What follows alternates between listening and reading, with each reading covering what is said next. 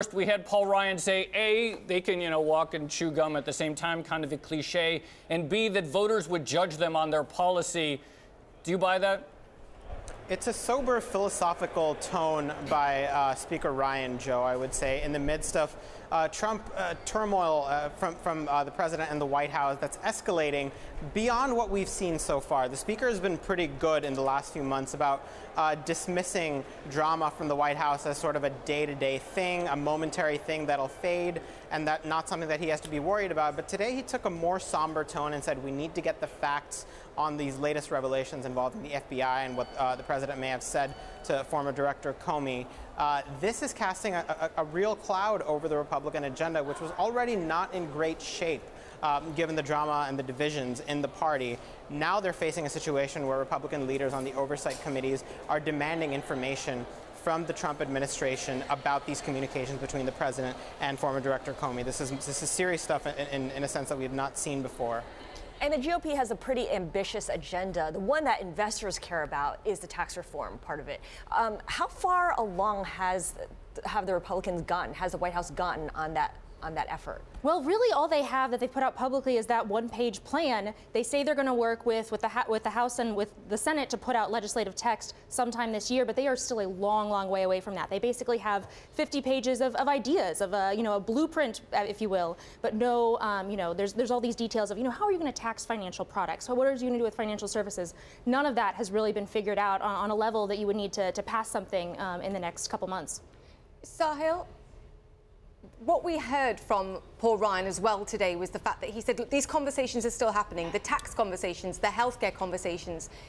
Are they still going on? Are they moving forward, or are they being staggered, as we were just suggesting there? Julia, the healthcare conversations are still going on in the Senate.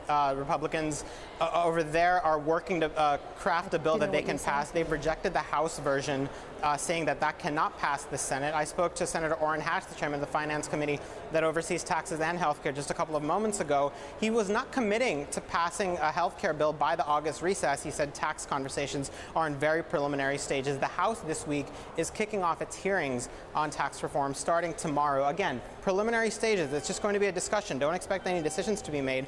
I've used this analogy before, but tax reform right now is like an airplane that hasn't hit the runway, has not taken off, doesn't have a destination, that has no fuel, and Republicans are disagreeing about the design ideas. It's very early. Speaking of the design ideas of the airplane tax reform plans, Laura, there's still this huge debate about whether it's going to be revenue neutral or whether it's just going to be a big cut. Which to you seems like the more plausible path? Well, as days go by, a tax cut seems a lot more likely. The goal going into the year was let's do a big overhaul, but we're in May, mid-May now, and there's lots of drama swirling the White House that will take up time, whether or not Paul Ryan says it will.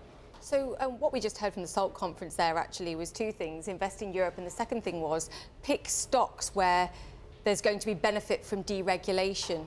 Do you think that we could continue to see deregulation from the government, even if we don't see some of the big splashes like healthcare and tax reform coming this year? That's certainly much easier to do. It's a lot easier to pull back regulations. Right now, the Treasury Department is reviewing all of the tax regulations issued in 2016. Those are your anti-inversion rules, those sorts of things.